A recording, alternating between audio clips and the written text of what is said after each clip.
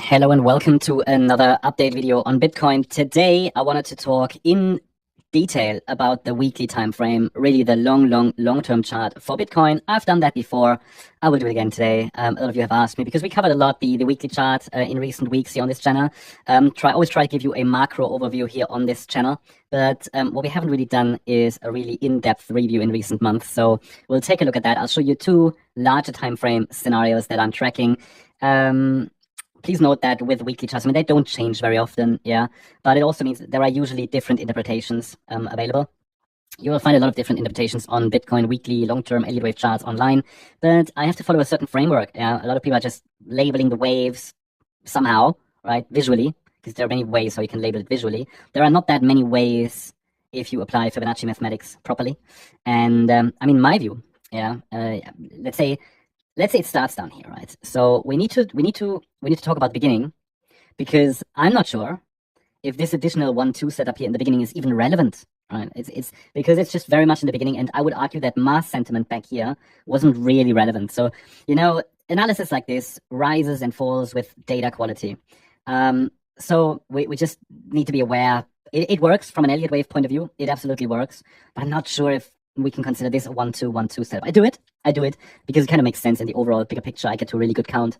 Just something to be aware of. Yeah, that means that, well, because of the data quality, there might be a change at some point, but I'm tracking it as a 1-2 setup. Then we had another 1-2 setup, which was in 2011. Yeah, and then from circle wave 2, we started a 5-wave advance. So a third wave is usually the most aggressive trend in a cycle, and this is the macro cycle of Bitcoin.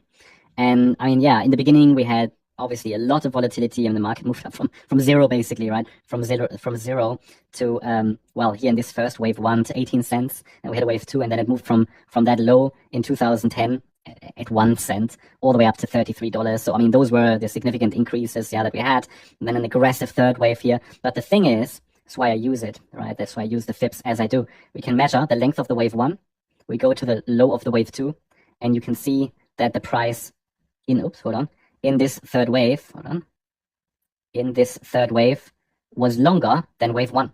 Okay, circle wave 3 was longer than circle wave 1. Now we have to talk about this. Normally, I like to have the third wave at least reach, especially in crypto, the 138% extension.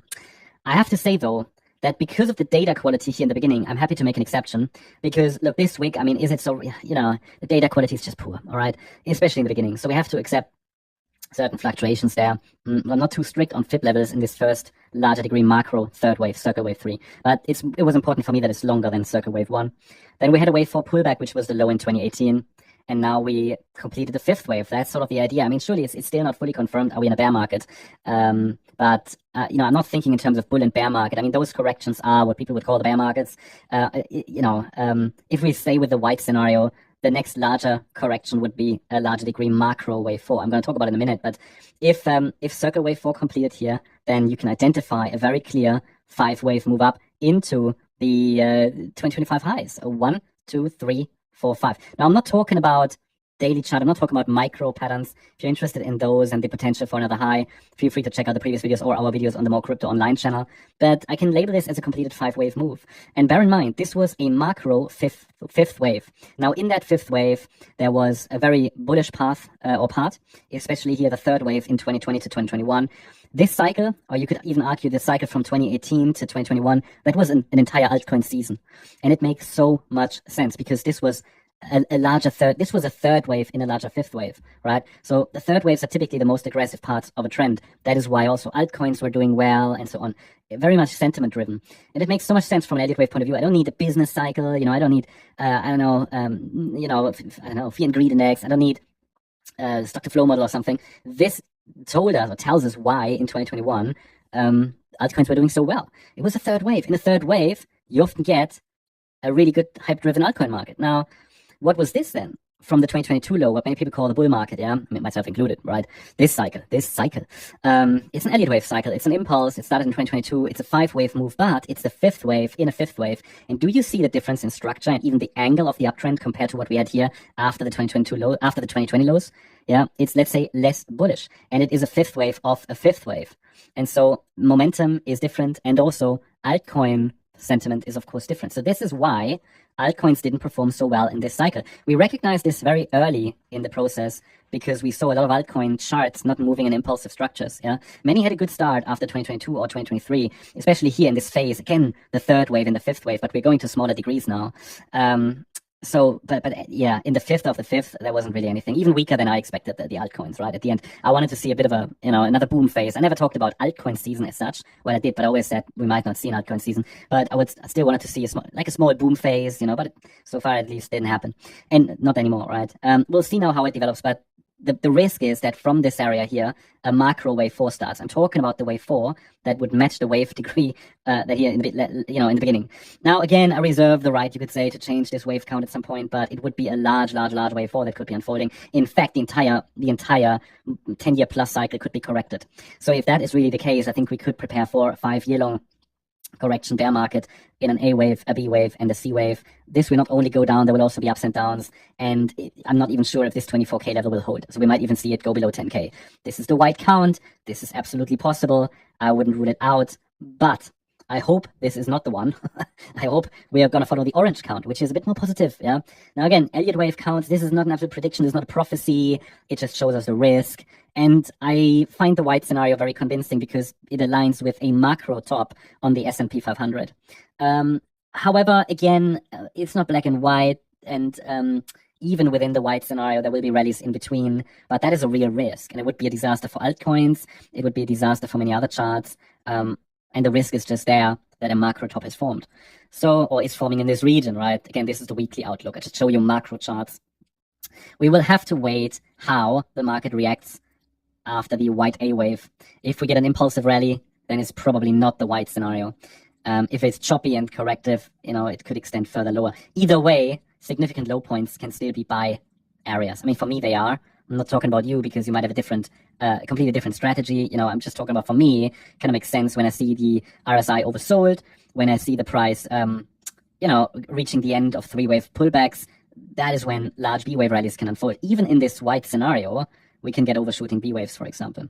Now, let me tell you about the second scenario, which I'm tracking on our long-term chart. I've labeled it alternative, but really, it's also very relevant.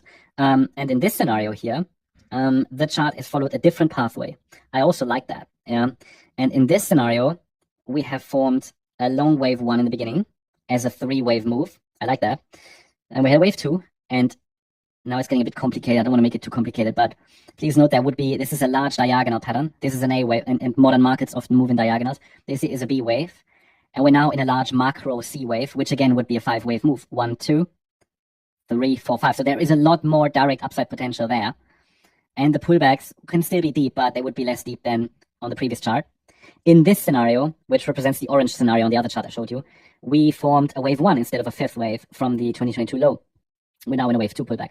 And again, there's still, that wave 1 might still extend once more. I'm just talking about macro here. I hope that's clear. Sometimes people have difficulties to distinguish between the different time frames. If I'd show you a weekly chart, of course, it's possible wave 1 still extends. It wouldn't change the weekly chart. But it does look more and more as if we really are in a larger correction here, which could be our wave 2. And again, in that more bearish scenario, it's a large wave 4, right? But if it's a wave 1 and a wave 2, the next move to the upside could be a 3rd wave, and that can take us, to new highs, quite aggressive ways, yeah? But we'd still need a wave 2 correction to complete, possibly in the area around 34K, yeah? Too early to say, really. But that would be a scenario in which we are, we can watch for a more aggressively bullish scenario. Now, in reality, we won't know until we see the reaction after this low. Therefore, this could still be a buyable dip, right? Whether it's the 3rd wave up that follows or a B wave. I want to be very honest. I don't think we can distinguish between these scenarios. We have to work with different scenarios here, and also pay close attention to, for example, the S&P 500, which is in a very similar situation because it could be close to topping or to forming a top, a major top. So I wanted to give you some insights here. I wanted to give you a good idea of what's going on the larger time frame charts. Worth doing that from time to time and to revisit these charts. I hope you liked the update. If you did, please hit the like button, leave a comment, and subscribe. And if you're interested in additional updates, then check out our other channels as well and the membership. Thanks so much. Bye-bye. Are you looking for exchange with zero fees over 3,000 plus trading pair with industrial leading liquidity proof of reserve that has 1:1 ratio with 24/7 online customer service support? Scan the QR code to easy to direct MEXC website and start your first trading. Thank you. Trading is never as easy, But who say you can't have fun? In every minute you lend, the more you will enjoy. As you grow up in this industry, you will find yourself, and so round yourself with people who will help you to grow up as trader. It's hard in the first place, but I am sure you will be successful. As a trader, always remember trend is your friend.